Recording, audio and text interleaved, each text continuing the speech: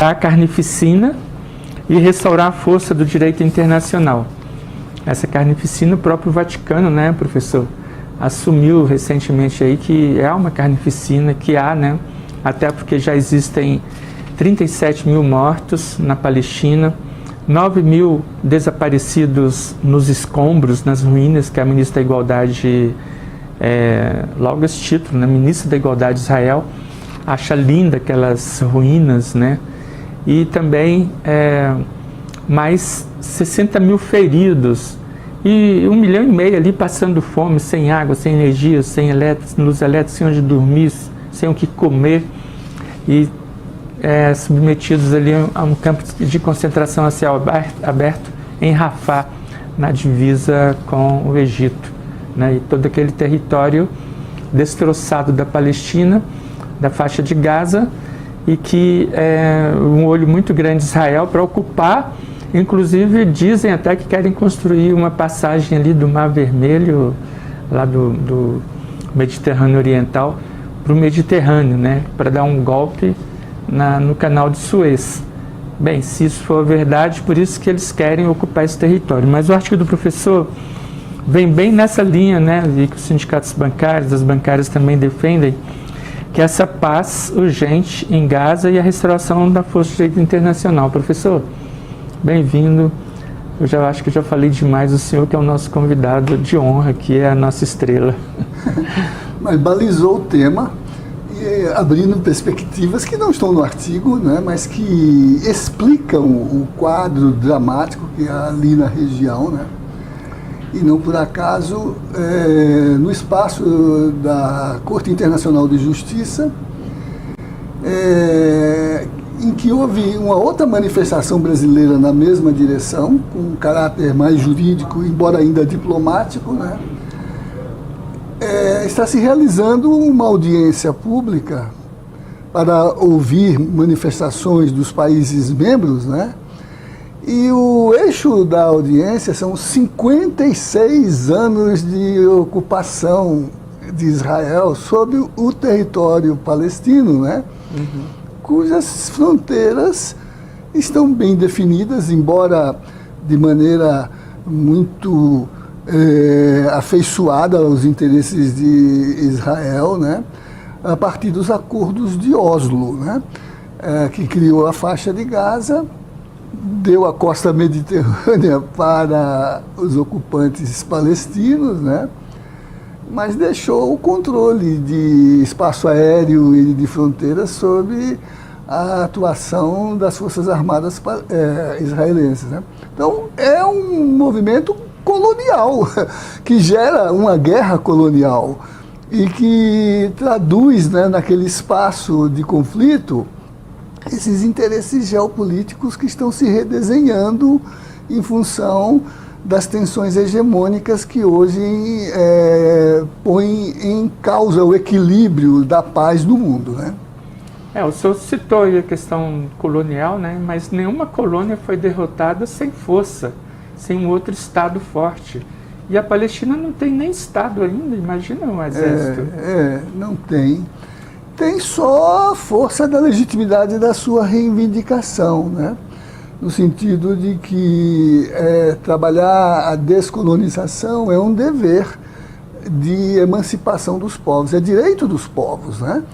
E, independentemente de Estado, existe um povo palestino. Embora esses ministros a que você se referiu, não só a da igualdade, mas a de segurança em Israel, né, tenham negado, né, a qualidade de povo aos palestinos, que não é diferente, pelo seu caráter diaspórico, né, da própria condição de povo judeu após a diáspora do programa nazista, né? Quer dizer, situação histórica é quase equivalente, né?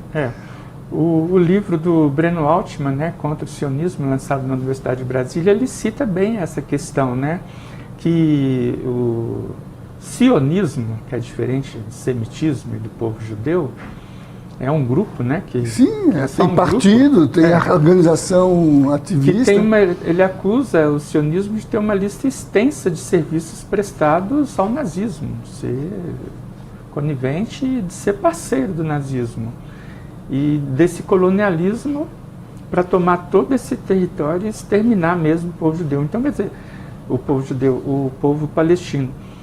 E dentro de Israel, a gente sabe muito bem que tem muito judeu de esquerda e que não compactua com esses vetos na ONU e defendem dentro de Israel a criação do Estado palestino, né? Que estava prenunciada nas tensões de 48, quando se construiu com o apoio do Brasil. Olha a postura até ingrata, né? De Oswaldo Aranha, né? Que na ONU trabalhou, né? O protocolo que gerou o reconhecimento do Estado de Israel, né? Depois que, com capital global e com uma política que tinha um quê de sionismo nela, né, por conta da liderança que não só tomou o poder quando se instalou o Estado, mas antes, quando se confrontou com a autoridade inglesa na região, né, que inclusive atuou muito na linha sionista, né, com táticas até terroristas, né?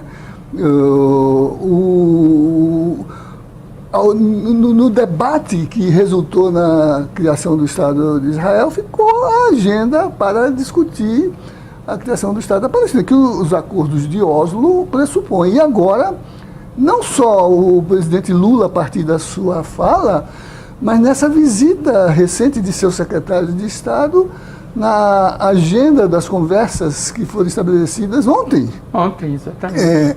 Os dois países, por seus porta-vozes, né, estiveram de acordo quanto ao fato da necessidade política hoje de criação de um Estado palestino. Né? Inclusive, a manchete do Correio Brasileiro sobre essa reunião de Lula com o secretário de Estado dos Estados Unidos, quinta-feira, dia 21 de fevereiro, a manchete dizia assim: secretário de Estado e Lula defendem juntos a criação do Estado palestino. Mas é uma incoerência, porque os Estados Unidos vai lá e veta, né? Engraçado. O secretário de Estado vem aqui, fala isso, mas na ONU veta a criação do Estado palestino. Na verdade, vetou o cessar-fogo, né? Também. O cessar-fogo, que é o eixo da posição hoje única do Conselho de Segurança. Até o Reino Unido se absteve, né? E outros países com presença forte no Conselho já estão firmando posição sobre a necessidade premente do cessar-fogo. 9 votos favoráveis no Conselho de Segurança. Exatamente, né? Então, de qualquer maneira, também hoje o Le Monde, na sua edição de hoje, né, fala de uma posição de retração do presidente Biden no tocante a manter ainda por muito tempo esse veto e está construindo uma conexão entre o cessar-fogo e a solução para os reféns, né? Então, eu acho que o presidente Lula abriu a porta de uma posição que estava um pouco tímida, para não dizer acovardada, né? Subserviente, muito eurocêntrica, muito capitalicêntrica, muito hegemonicamente voltada para os interesses de expansão do capitalismo naquela região, né? E que, em face da fala dele, no lugar estratégico em que ela foi enunciada, que é na cúpula africana, né? Como uma expressão muito forte de uma posição, eu diria, lembrando uma tese palestina, ou pelo menos islâmica, ou pelo menos arábica, lá dos anos 50, né, de não alinhamento, né, na linha de mostrar uma outra forma de participar desse debate a partir do Sul. Né? Mas por que essa posição tão raivosa do Netanyahu contra o Lula, se o Erdogan, África do Sul, todo mundo já estava acusando de genocídio ali, né? Eu não entendi porque essa virulência toda contra o Lula. Penso que ela tem dupla direção. Uma interna, aproveitar, né, a força do Lula, o presidente, que não é só o presidente de um país importante, da nona economia do mundo, é uma força importante no BRICS. E, portanto, de um bloco de força econômica que representa hoje uma interlocução para esse setor, né, até hostil, né, à sua hegemonia, né? Mas também eu penso que é algo de orientação interna, aproveitar a força. Você precisa criar um adversário suficiente grande para você parecer tão grande quanto ele, quando você o enfrenta, né? Então, o Netanyahu está numa posição muito fragilizada no mundo e em Israel. E está entrando num processo de isolamento político em termos globais, mas, sobretudo, está se colocando já nas barras dos tribunais que julgam crimes contra a humanidade, né? É muito simbólico que quem tenha tido a iniciativa de oferecer o libelo na corte tenha sido a África do Sul. Que é o apartheid que sofreu, que tinha apoio de sionistas. Né? Exatamente. Né? Então, eu penso que, no caso, né, a questão interna é fazer da guerra uma espécie de cortina de fumaça, né, para não ter que sucumbir àquilo que internamente, as mobilizações, as manifestações de setores muito importantes da cidadania israelense, tanto nas organizações civis quanto nos meios de comunicação, né? Uhum. E no mundo, né? Porque, por outro lado, exceto a grande mídia no Brasil, o mundo todo está prestando muita atenção e está colocando como extremamente importante a posição do presidente Lula a partir da sua manifestação. Né? Aí eu estou até que imprimi a lista de 162 países apoiando Lula. E crescendo, pois né? Ontem, em Nova York, estava projetado num grande edifício a mensagem de que o mundo precisa de Lula, né? Big Ben em Londres também, cessar-fogo. Bem, não houve essa histeria quando o presidente do Brasil, Bolsonaro, recebeu a neta do Hitler. A Bia Kicis defendendo o nazismo, aquela menina aí, a Sara, que chegou a ser presa, dizendo que o Brasil tinha que ser ucranizado, foi lá treinar aqueles 300 que acamparam aqui no Congresso Nacional, no Gramado, e nada disso, né, provocou essa histeria toda. Então, o Netanyahu deveria se posicionar, o embaixador dele aqui no Brasil se reuniu com o Bolsonaro, que se reuniu com a neta do Hitler, quer dizer, onde é que está o nazista de fato, né? Quem é que está errado? Quem é que deveria ser considerado pessoa não grata? Não é o Lula, né? E eu queria saber do senhor, já que a gente está falando aqui de bancários e bancárias, né?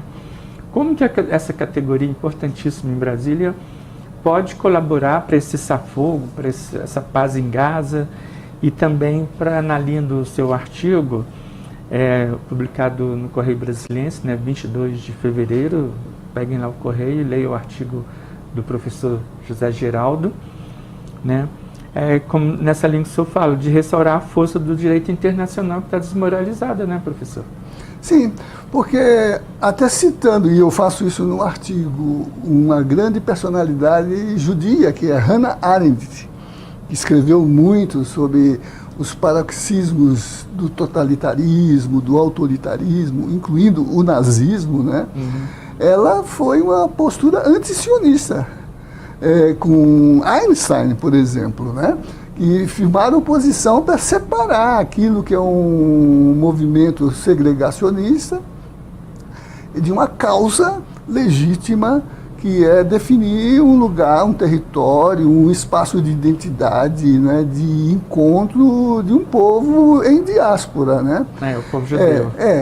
Então, essa perspectiva implica, né, mobilizar essa consciência da condição democrática e da legitimidade das lutas políticas e sociais, que é um aprendizado histórico do sindicalismo, né?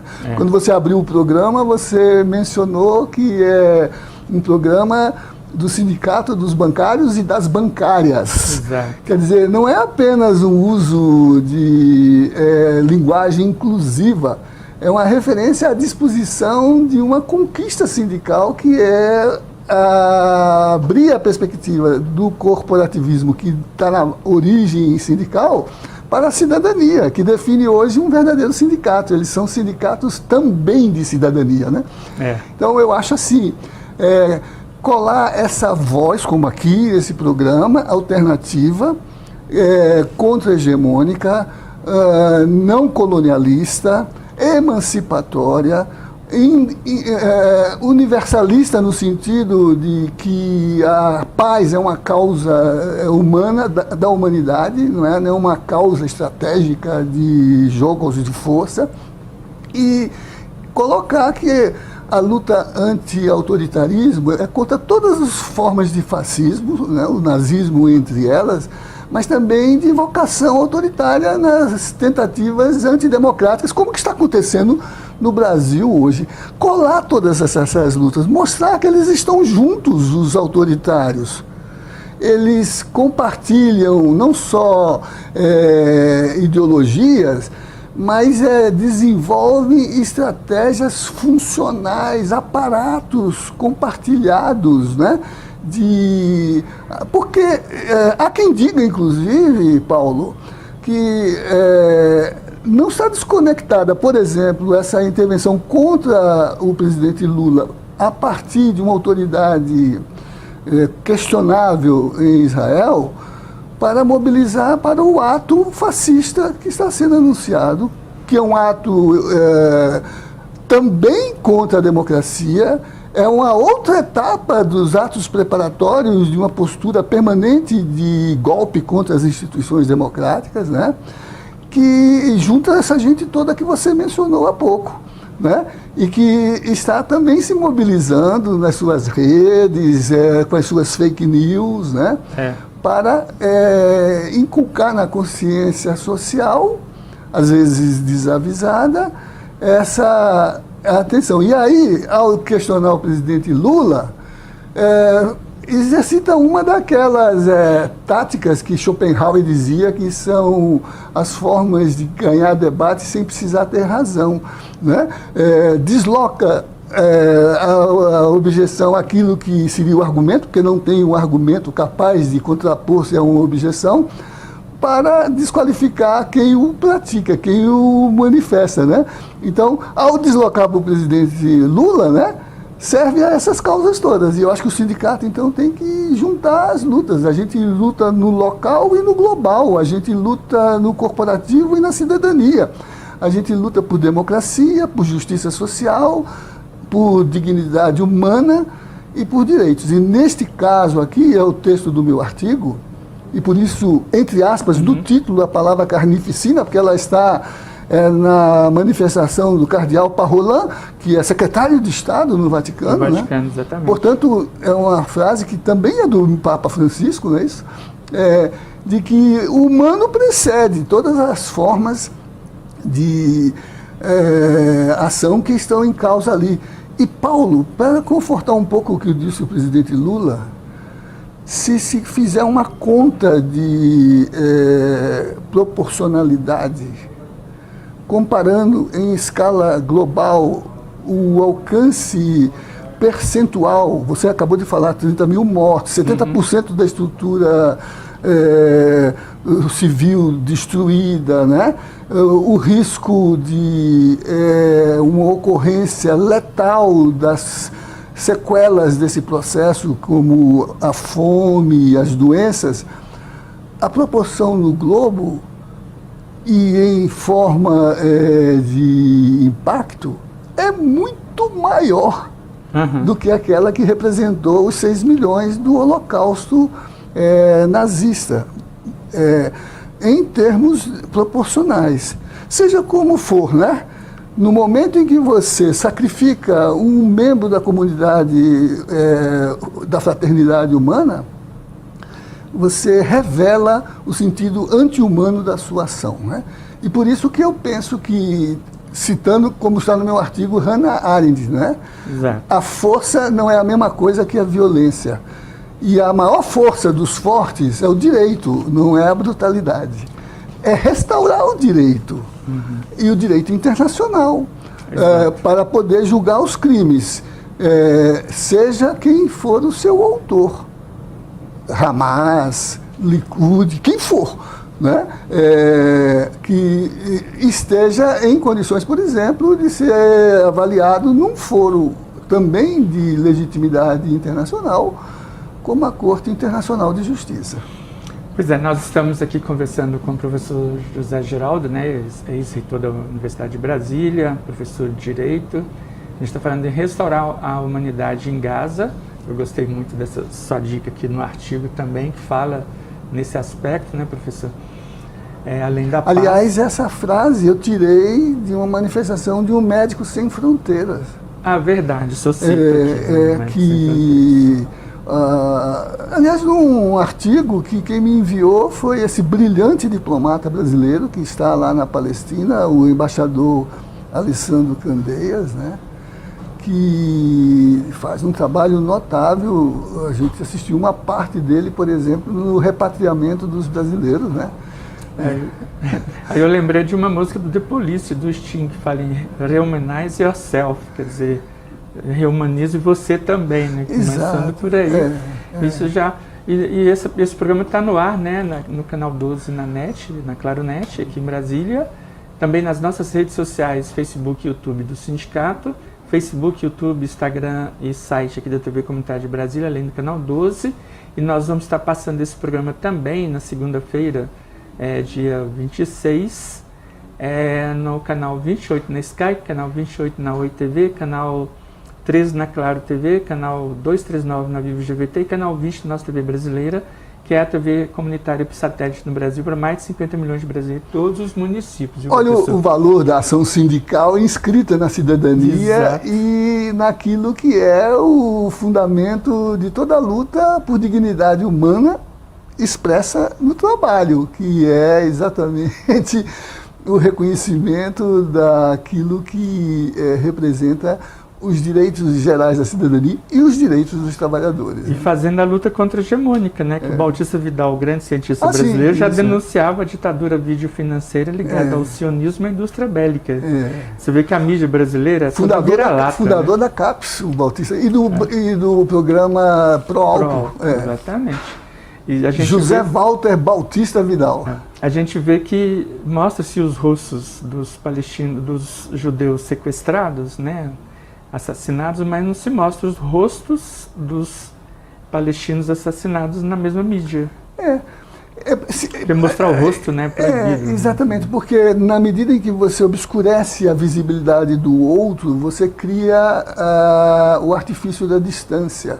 O célebre artigo de Derrou, se a hesitação em assassinar um mandarim chinês a 1 milhão de metros de distância, não, é como pensar na obscuridade da distância, né? A negação do outro, né? Sempre. E por isso que a gente trata com muita importância que essa TV comunitária já está com 26 anos, né, professor? Sindicatos bancários, que é um sindicato que vai além do corporativismo, você mesmo citou, tem um teatro, né, um sindicato muito aberto à sociedade, que tem história, né? Investe na ARUC, Escola de Samba, investe também na Escola Acadêmica da Asa Norte, no samba. A UNB até ganhou um carnaval lá em 2012, em que o enredo foi 50 anos da UNB. E uma ala da escola era do Sindicato da Asa Norte? Olha que bacana. Ganhamos o carnaval aquele ano. Eu até desfilei em carro alegórico. Pois professor, nosso tempo está chegando ao fim, né? O programa é só de 30 minutos. Mas eu queria ainda uma consideração final do senhor, né, e um recado para o Brasil inteiro, já que a gente vai estar passando esse programa além de Brasília também, no Brasil todo. O primeiro sinal é de que o pior pecado, aqueles que colocam no inferno os mortos, isso está no Apocalipse, mas também está em Dante Alighieri, né? É a omissão.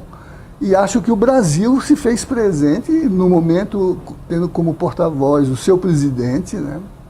Um presidente que conhece a luta por emancipação, porque vem da condição sindical da sua formação política, né? Vem do carro de arara lá, como chamava? Eu esqueci agora, os pau de arara. Pau de arara, né? E o Brasil se credencia, né? E isso deveria ser motivo de orgulho para nós, né? E ainda bem que existe a dimensão comunitária da comunicação, né? Porque a versão capitalista da comunicação, né, torna a notícia um bem econômico, enquanto que na dimensão comunitária a comunicação é um bem público, um bem social, como está na nossa Constituição, né? E não é por acaso que eles querem destruir essa Constituição. Exatamente. E aí eu penso que com esses números que você acabou de dar, né, a força sindical consciente do seu protagonismo, né, manda em grande propagação, né, uma representação do Brasil, não só por seu presidente, mas também pelos seus trabalhadores, né? E eu acho que isso é o que representa a nossa força, né? Nossa força não está nos tanques, né? Não. Felizmente, né? Está nessa capacidade de traduzir um projeto de sociedade fundada na dignidade do humano, da representação democrática da construção da justiça, e a justiça como uma mediação para realizar a paz. E na organização da classe trabalhadora para uma vida melhor, né? Para o movimento sindical bancário não interessa essa guerra, não interessa guerra nenhuma, porque a gente sabe que guerra não leva a uma vida melhor, que é a base sindical de luta. Né? Ao contrário, né? O trabalhador vai trabalhar, inclusive, nas fábricas que produzem armas, mas vai morrer por efeito das bombas que são jogadas nos seus acampamentos, nas suas comunidades, né? Nas manifestações, repressões nas manifestações. Exatamente. Né? Mas muito bem, eu acho que esse programa, essa pauta, essa forma de discutir esse tema, né, traduz, né, o que é o verdadeiro valor de uma comunicação democrática e comprometida com os fundamentos constitucionais da boa informação. Que são, ao mesmo tempo, né, estratégias de educação para a cidadania. Né?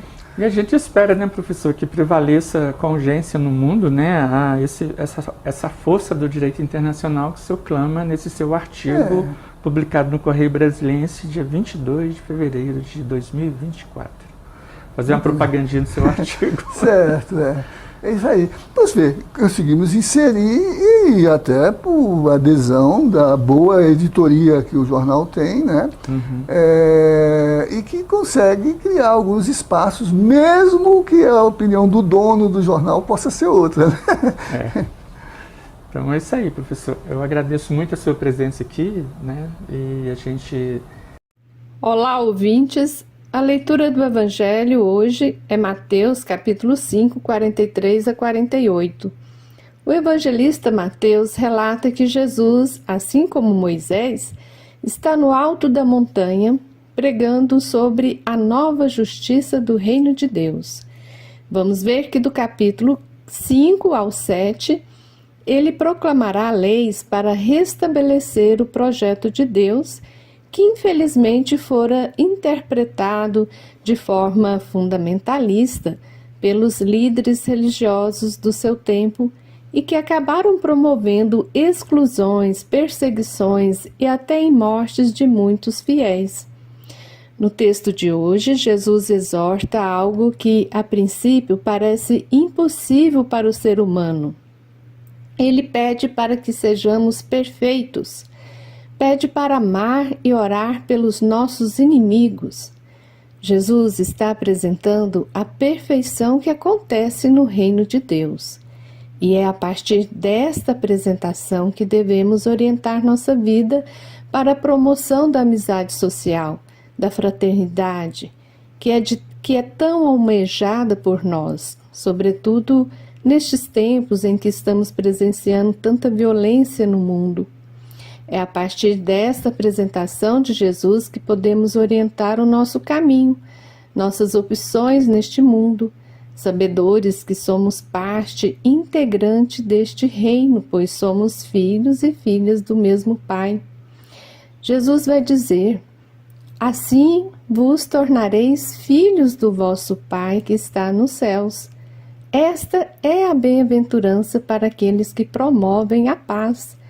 Bem-aventurados os que promovem a paz, porque serão considerados filhos de Deus. Em Mateus capítulo 5, versículo 9. Importante ressaltar que a paz é o contrário do ódio, contrário da violência, seja qual for a violência. Hoje estamos rogando para cessar as guerras entre Israel e a Hamas. Para que isso ocorra, seus dirigentes devem entender que a paz é o caminho. Não existe um caminho para a paz é o caminho, já dizia Mahatma Gandhi. E qual foi o caminho que Jesus de Nazaré nos mostrou para a construção da paz? A reformulação do mandamento do amor. Aqui neste texto, ele vai dizer: amarás os teus inimigos.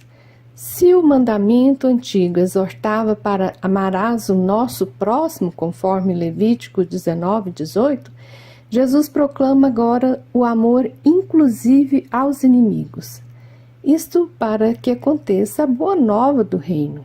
Amai os vossos inimigos e orais por aqueles que vos perseguem.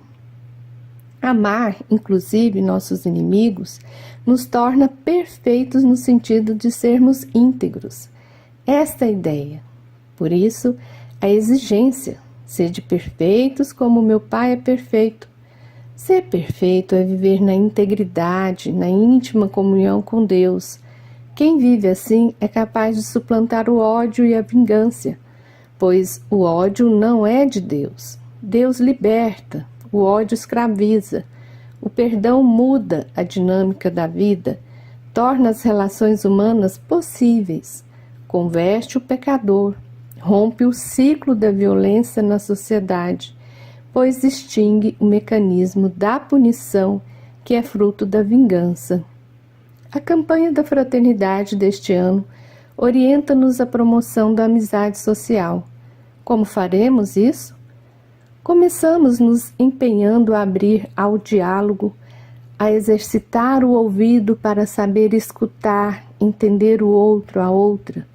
Assim vamos rompendo a barreira do preconceito e do ódio.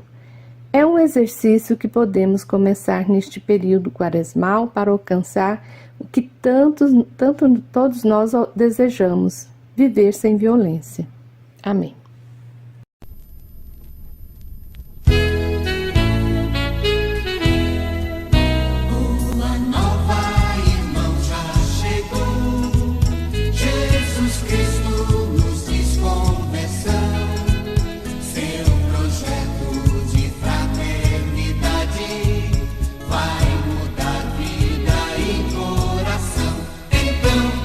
Justiça e paz se abraçarão.